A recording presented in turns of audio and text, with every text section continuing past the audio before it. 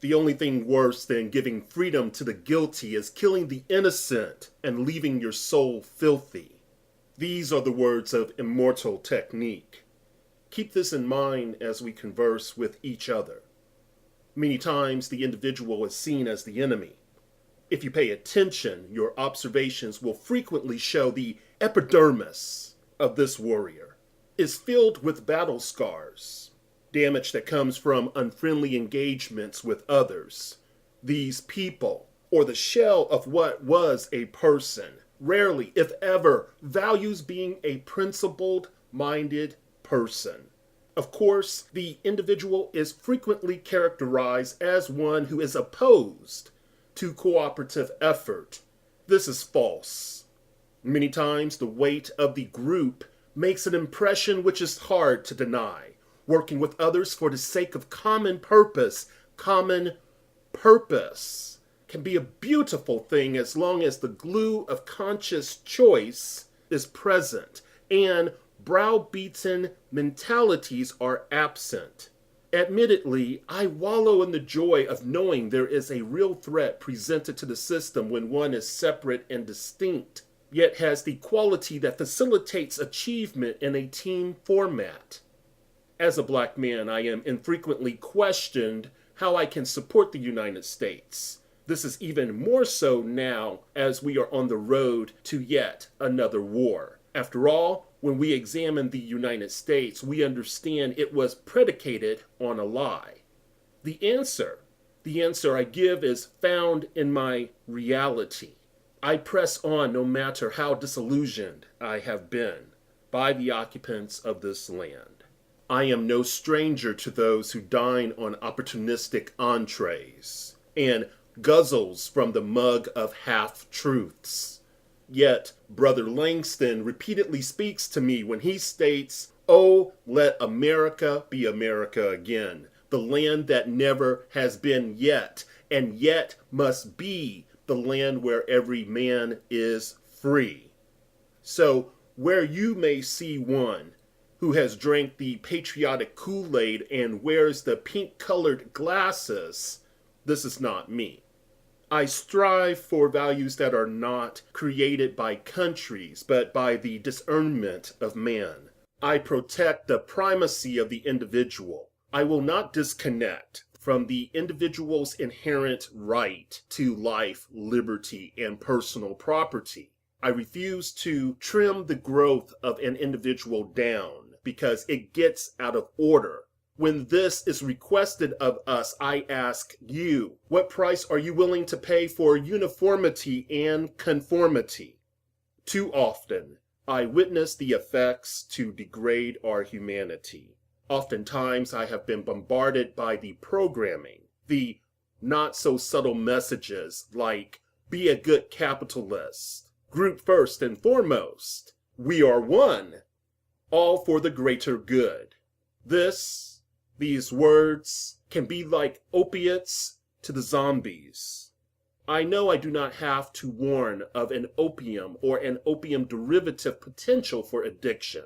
Yet, like an opiate, collectivism gradually imparts an addictive state.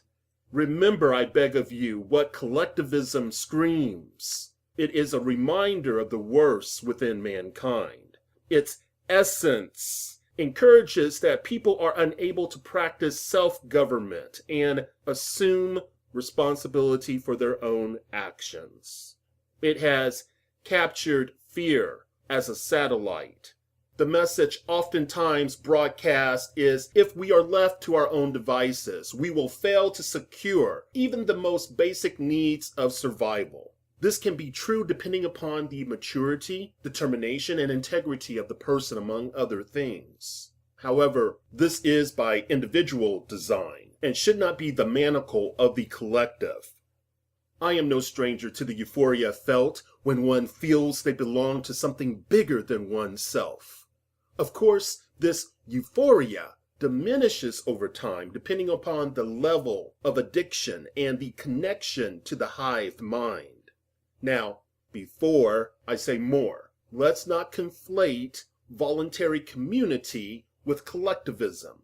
Here, When we speak of voluntary community, here one seeks out each other, facilitates their own meaningful connections without being forced to sacrifice.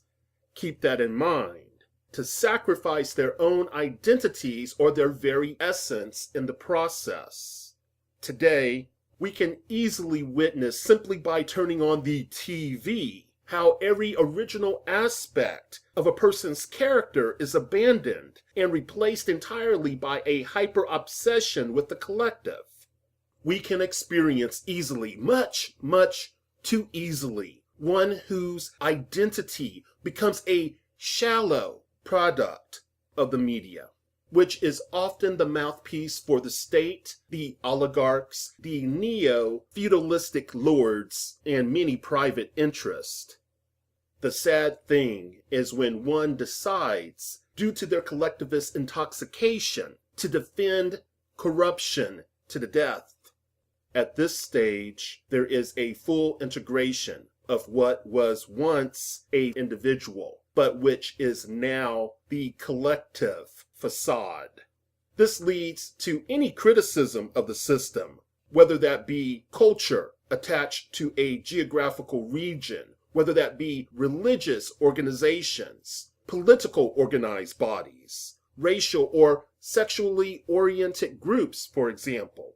Well, any criticism of these systems is seen as a personal attack on one's self, because everything that individual, that former individual, has been given to him or her now is given by the collective.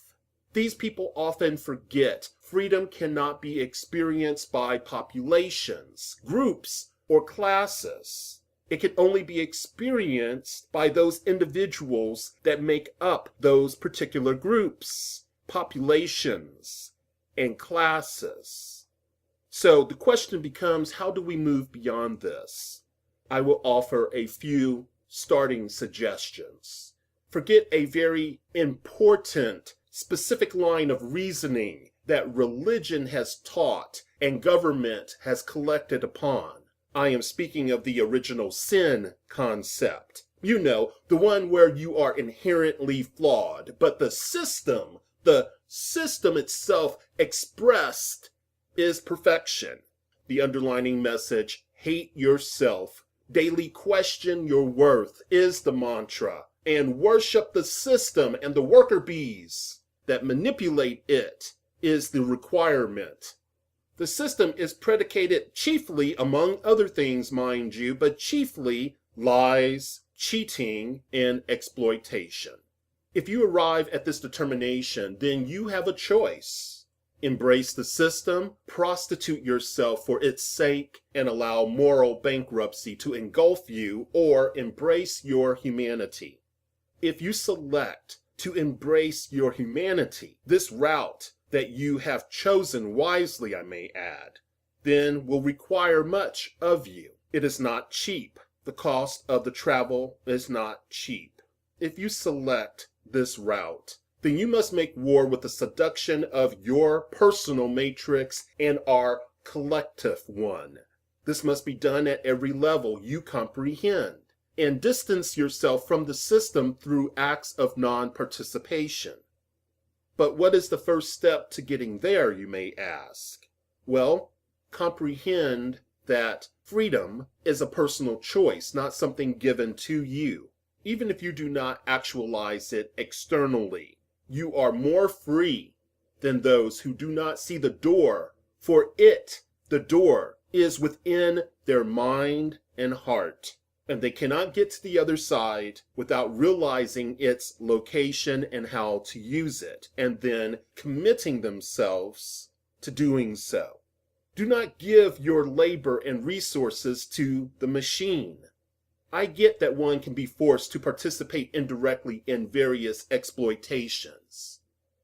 We must do what we can to survive long enough so cooperative effort with a strong individual base can have the opportunity to be employed in order to destroy the old system and change the operation program while absorbing and integrating a new paradigm.